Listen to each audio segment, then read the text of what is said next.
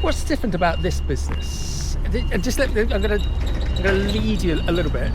Well, if you think I came out of Syngenta as my last job, there's quite a lot of difference to this business to Syngenta. Farming's in my heart, and that's what I'm passionate about, and I was always passionate about that when I was in Syngenta. Because just to reiterate, you come from farming stock. Absolutely, okay. Yeah, and I still farm at home. Yeah.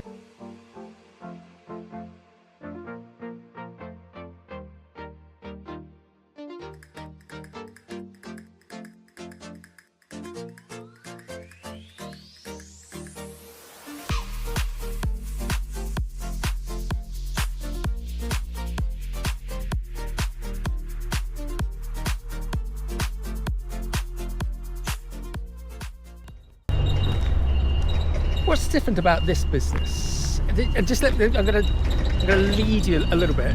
Well, if you think I came out of Syngenta as my last job, there's quite a lot of difference to this business to Syngenta. But that's why I think this is. I was saying earlier how it's such a unique thing that this new exec team has been formed here, because you're all from slightly different spheres within the sector. You've got a degree of sophistication. You've seen a lot, so you can bring a lot of value to this business. So is that what attracted you to come here? Yeah, absolutely. I mean, farming's in my heart, and that's what I'm passionate about, and I was always passionate about that when I was in Syngenta. Because just to reiterate, you come from farming stock. Absolutely, okay. Yeah, and I still farm at home. Yeah. So my wife and I, we set up our farming business 5 years ago next to my father's,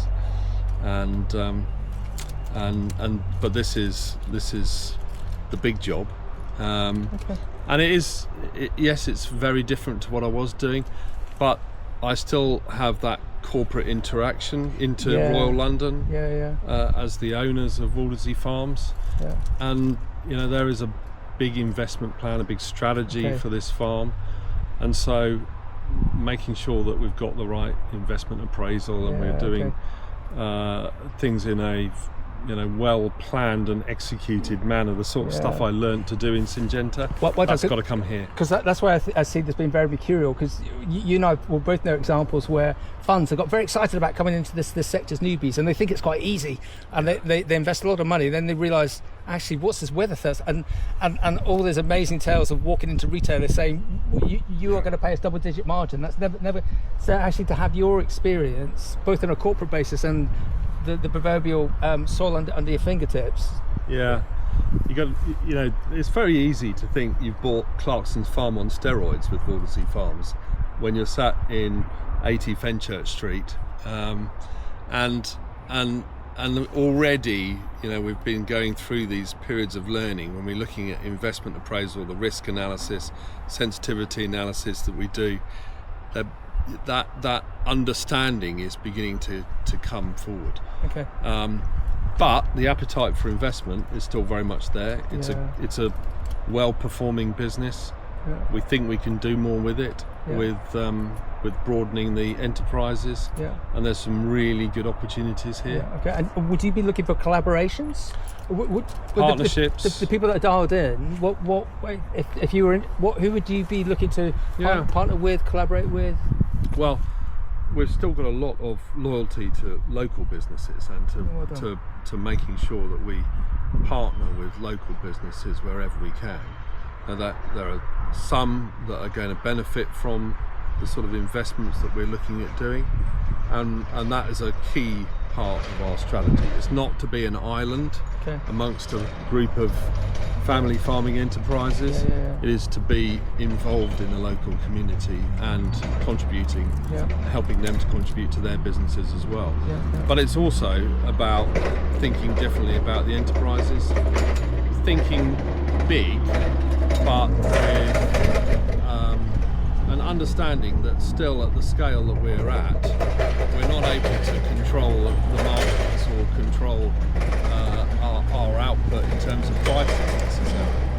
So we've got to leverage that scale into other enterprises to build things like this circular energy economy internally, and also build a potato business which is really resilient. It's the absolute core of our business. and it must be more resilient than it is now. Yeah. We're really focused on, bagging trade, shipping potatoes. Yeah. How can we make that more resilient? Yeah. That's key to our strategy for the next 5 years. Okay, and those investors that are thinking about coming into this sector, agriculture, horticulture, fresh produce per se, what would your advice be to them?